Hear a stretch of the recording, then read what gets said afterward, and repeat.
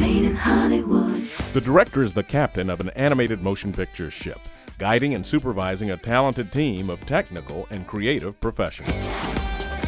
Peter Sohn attended California Institute of the Arts. Mr. Sohn has served in several different departments at Pixar on such films as Finding Nemo and The Incredibles, and is making his feature film directorial debut with The Good Dinosaur. Hi, my name is Peter Sohn. I'm the director of The Good Dinosaur, and we are here with Made in Hollywood, and here's a scene from the movie. I think we went far enough today. Let's get you home. Run, Arlo! We are here for the DVD release of The Good Dinosaur. What can I look forward to on this DVD? Oh, there's a lot of great documentaries on the making of the movie for sure, and there's some really special people that helped inspire the film that they made a documentary on, the McKays, and then the music too. There's not a lot of dialogue in this film, and so the music and sound were a huge part of this thing, and so there's some cool documentaries on that too, and some other little surprises as well. All right, you cluckers. I hope you have strong stomachs, because you're about to get fed. So I spoke with Raymond, who said that you were actually with him in the recording booth.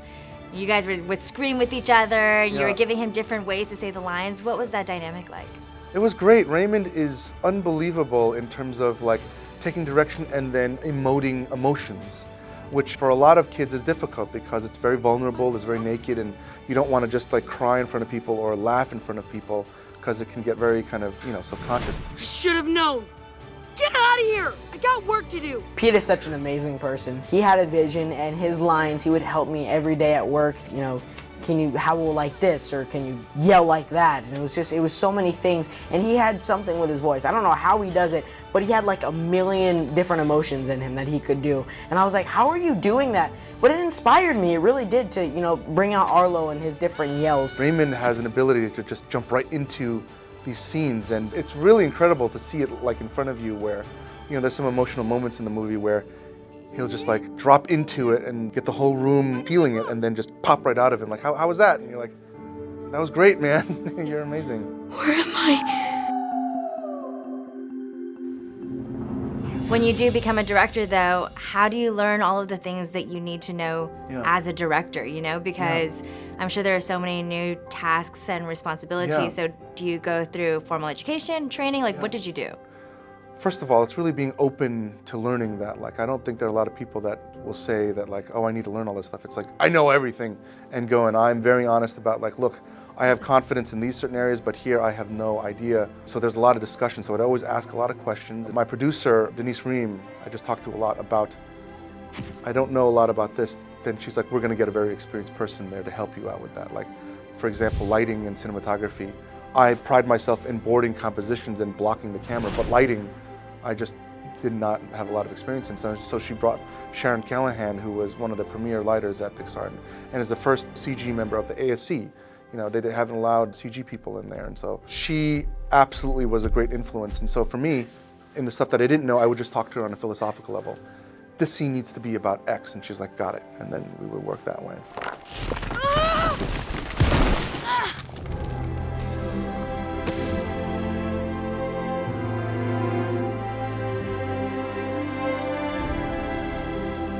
What advice do you have for any young aspiring directors? At Pixar, I've just learned a lot about trusting your gut and versus trusting the critical nature. It's so important to get your tastes right. I love the look of this. Again, I love the darkness of how his skin is getting saturated by it. What do you like and what do you not like? Know that, because when everything is being thrown in front of you, for you to go, I don't know, it really disrupts the process. And one last thing would be, after watching a movie, and if there are things that you liked about it, talk about it. If there are things that you didn't like about it, talk about those. But then just add how you would fix it, the things that you don't like, or the things that didn't work for you. I felt like that was a big lesson for me at Pixar, was that everyone always goes, this didn't work for me. But for me to fix that, I would say X, Y, and Z. And that little second step was a huge lesson. That creature protected you. What is his name? I don't know. I name him, I keep him. Killer. Stinky! Violet. Spike! Lunatic! Spot! Spot! Come here, Spot, come here! Well, ain't you just the cutest thing?